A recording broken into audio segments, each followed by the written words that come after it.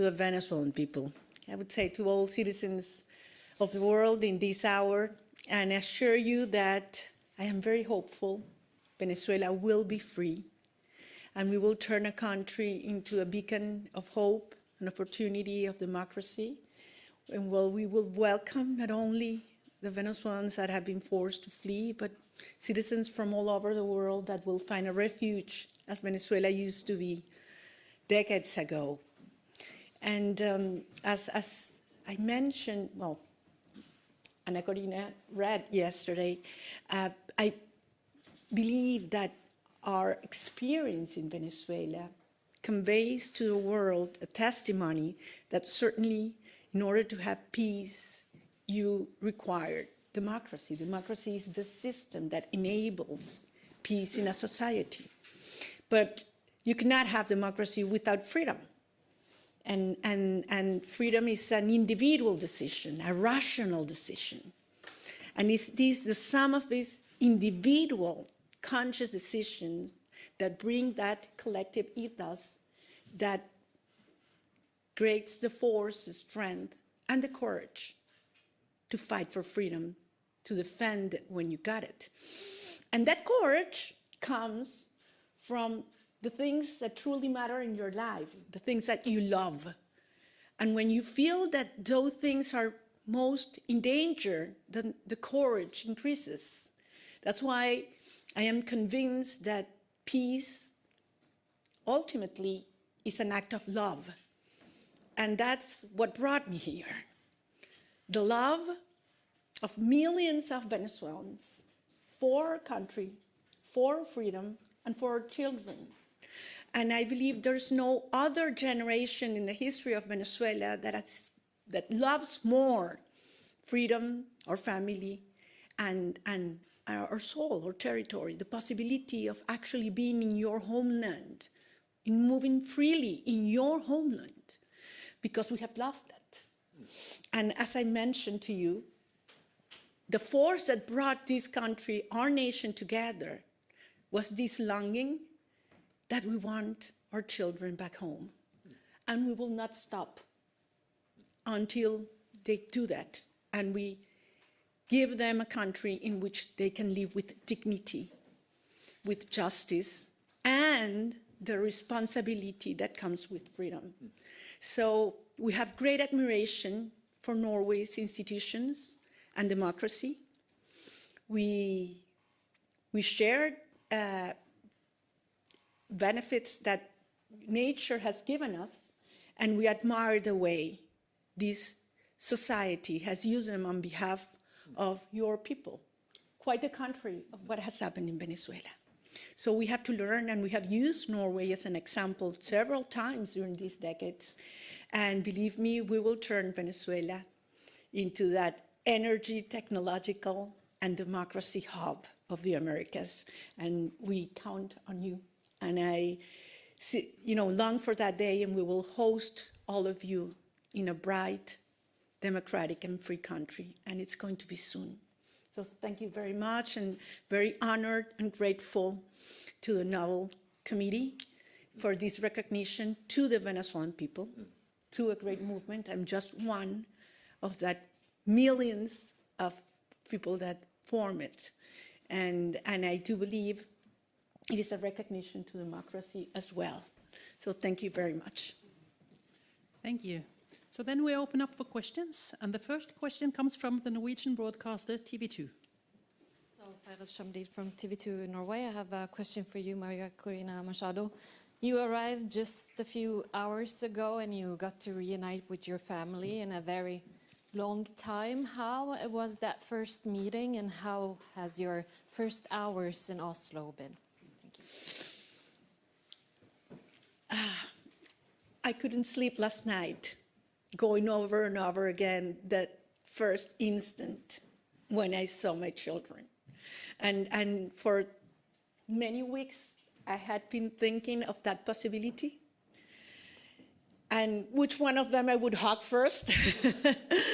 And to tell you something, I hugged them the three at the same time, and it's been one of the most extraordinary spiritual moments of my life. And that happened in Oslo, so I'm very grateful to this city, something I will never forget, because at the end, I'm just one of millions of Venezuelan mothers that are longing to embrace their children and are not able to do that. That brings us together. And I made a promise to them.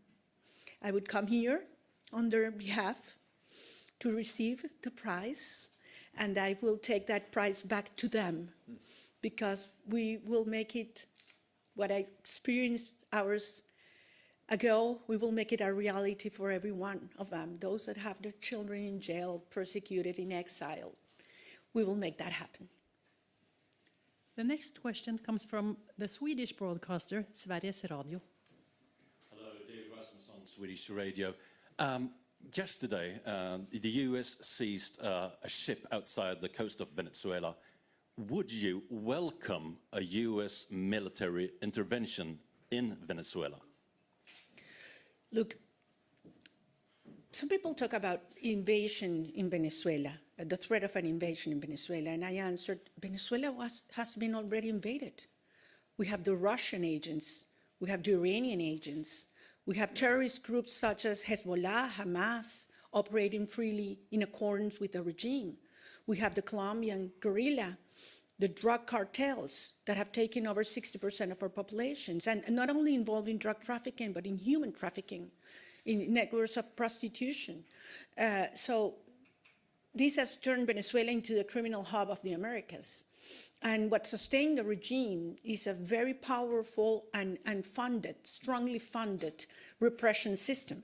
Where does that funds come from? Well, from drug trafficking, from the black market of oil, from arms trafficking, for human trafficking.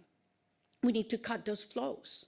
And once it happens and repression is weakened, it's over, because that's the only thing the regime has left, violence and terror.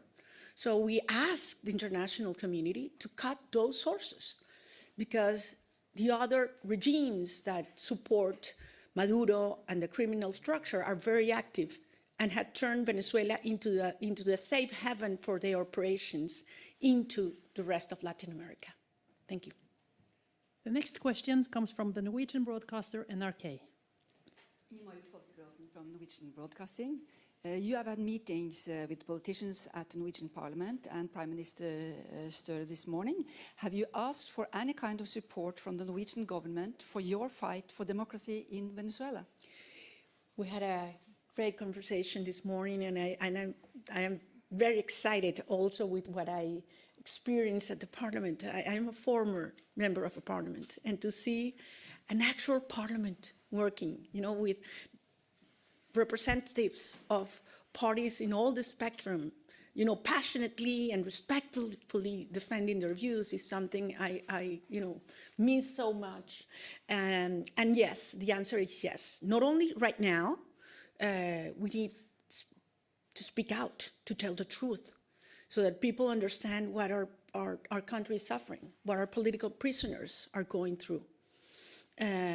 Children in Venezuela only go twice a week to public schools because teachers earn $1 a day. So they have to get other jobs. So we have our children in the streets, and you know what it means in terms of their future and the risks they run. So yes, we need to speak out. We need to cut these resources that support repression now, but also we will need a lot of ideas and advice regarding, building up institutions such as the energy agency that we want to build in Venezuela for the new hydrocarbon sector that will, arise in our country. Can I just follow up to say that the laureate does not have to ask for that support, because we respect the will of the Venezuelan people, and that is clear. They expressed under very difficult circumstances their views in an election, which gave, according to all sources, international and domestic, overwhelming response. They want another course. They want a democratic regime. And for Norway, respecting the rule of law and the main principles of the UN Charter is key.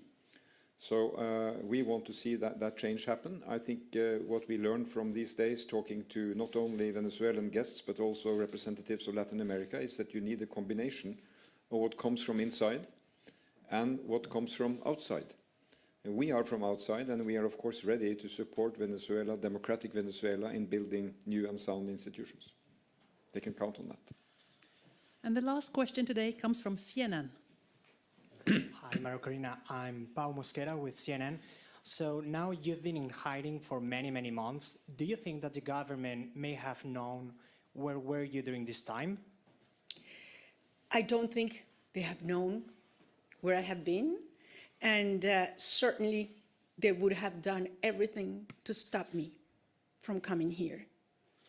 And actually, I want to take advantage of your question to thank all those men and women that risked their lives so that I could be here today.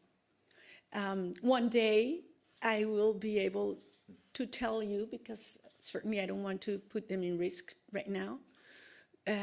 It was quite an experience, but I think it's worthwhile being here with you, telling the world what's happening in Venezuela, what it means to you as Norwegians and as Europeans or from all the places where you come from, why Venezuela matters for the world. I mean, when you fight for freedom, you're fighting for humanity.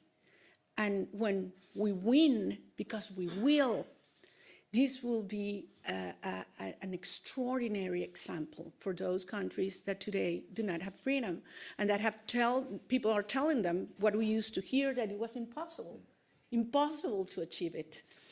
And we decided to fight until the end, and Venezuela will be free. And of course, it's worthwhile.